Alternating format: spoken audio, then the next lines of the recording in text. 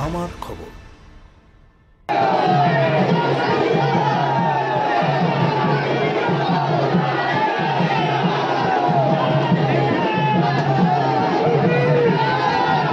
BJP জেলায় জিতবে কিনা তা বলতে পারবো না বললেন মিঠুন চক্রবর্তী।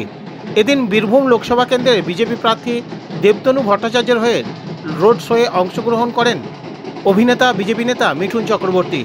রোড শো শেষে সাংবাদিকদের প্রশ্নোত্তরে নানান প্রশ্নের উত্তর দেন মিঠুন চক্রবর্তী। তৃণমূলকেও কটাক্ষ করতে ছাড়লেন না তিনি।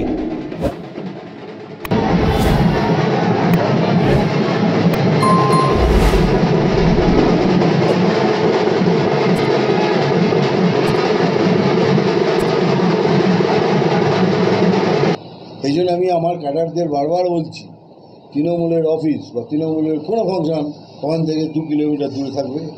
ম্যাডামের গাড়ি বা হেলিকপ্টার বা কিছু থাকবে 30 কিলোমিটার দূরে থাকবে। কেননা কোনো না কোনো বাহানা খুঁজছেন উনি, বাহানা খুঁজেই ব্যাস। আমি তো ভয় পেয়ে গেছিলাম ভাই, আমি কালকেও বলছি আজকেও বলছি, মাথায় লেগেছিল মানে এই রে দেখ, সবাই পরে জানালো পেছন থেকে কেউ ধাক্কা মেরেছে, লেগে গেছে, হয়তো বলতো বিজেপির কেউ ঢুকে মেরে দিয়েছে। তারপরে হেলিকপ্টারে লেগেছে, মানে এই রে গেল, বলে এই যে পাইলটটা এটা বিজেপির পাইলট। এখন হয়নি, বেঁচে গেছি, এখন না হলেই ভালো। Thank you very much. বলুন। বীরভূম জেলার বিজেপি প্রার্থীকে কেন্দ্র করে একটা সন্ধিহান রয়েছে, তার কারণ প্রথম প্রার্থীর মনোনয়ন বাতিল হয়েছে, তারপরে আবার দেবতনু ভট্টাচার্যকে প্রার্থী করা হয়েছে। মানুষ এখন অবধি সঠিকভাবে বুঝতেই পারছে না আদতে বিজেপি প্রার্থী। মানুষকে কিচ্ছু বুঝতে হবে না, মানুষকে খালি বুঝবেন বিজেপির পদ্মফুল বুঝবেন, তাতে ভোট করবেন। কে ভোট এলো কে না প্রার্থী হলো আমাদের দেখান।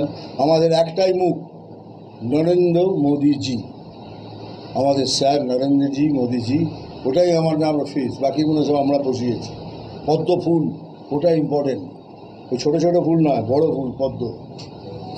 আগামী নির্বাচনে যে নির্বাচন আসতে চলেছে, বীরভূম জেলায় কি বিজেপি আদৌ দাঁত ফোটাতে পারবে কি মনে করেন? কি বীরভূমে কি বিজেপি দাঁত ফোটাতে পারবে? কারণ পরপর তৃণমূলই জয়। দেখুন, এইগুলো আমি বলতে পারবো, কেন বারবার তৃণমূল জিতেছে, কীভাবে জিতেছে সেটা আপনারাই জানেন।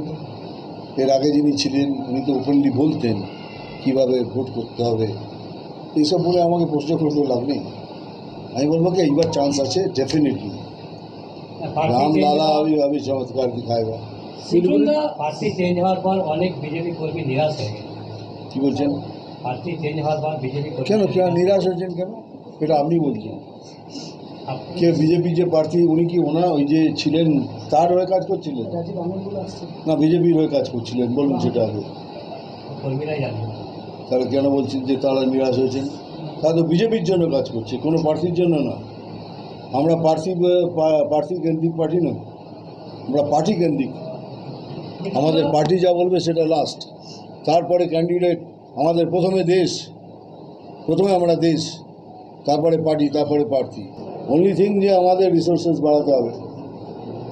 আর আমাদের সেন্ট্রাল পার্টি বলেন কি আমরা সংবিধান হয়ে জিতব, সন্ত্রাস করে নয়। তার ফলেই আমরা মার খাচ্ছি। একবার ছাড়ুন না, একবার খালি রিকোয়েস্ট করছি কে পুলিশ কমিশনার আর ডিজিকে, আমরা দুজনকে রিকোয়েস্ট করছি, আপনারা কারো দলের যাবেন না, বিজেপির দলেও আসবেন না, আর দুমুখও হবেন না। আপনারা নিরপেক্ষ হয়ে সব কাজ দেখুন। ওরা করছে বলে একটা ফালতু কেস দিয়ে ঢোকাবেন না, নিরপেক্ষ। তারপরে 7 দিন দিন, তারপরে যদি খেলা শেষ না হয়ে যায় না তুলতে বলে দেবেন। তৃণমূলের ভোট ব্যাংক মুসলমান ভাই বোন নয়, তৃণমূলের ভোট ব্যাংক হলো কারাপশান। যতদিন কারাপশান থাকবে, ম্যাডামও জানেন আমি থাকবো। কারাপশান উনি চাইলে একদিনে উনি কারাপশান শেষ করে দেবেন, কিন্তু করবেন না। করলে ওনার রাজত্ব শেষ। রাজত্ব শেষ মানেই দাঙ্গুন দাঙ্গুন দাঙ্গুন দাঙ্গুন দাঙ্গুন দাঙ্গুন সব ঘন্টা বেজে উঠবে। সেই জন্য ওনার সব থেকে বড় ব্যাং হলো কারাপশান। এই জন্যই সব জায়গায় কারাপশান দেখুন। এখন তো বড় বড় কারাপশান। এরপরেও যদি পশ্চিমবঙ্গে চেঞ্জ না আসে, তারপরে যেগুলো হবে চিন্তা করতে পারছে না। তার কারণ বাল ট্রেনে নিয়ে চলে যাবে, গলা আর ট্রেনে নেবে, যা ইচ্ছে তাই করবে না, মাথা দেবার থেকেও থাকবে না। ওই জন্যই চান উনি কে বিরোধীহীন তৃণমূল। কেন বিরোধীহীন চান? কেন বিরোধী ছাড়া আপনি গভর্নমেন্ট চাইছেন কেন? তাহলে আমরা খুলে হাত খেলবো, কেউ বলার থাকবে না। এটা বলুন কি বিরোধী থাকুন, আমরা আবার জিতে আসবো।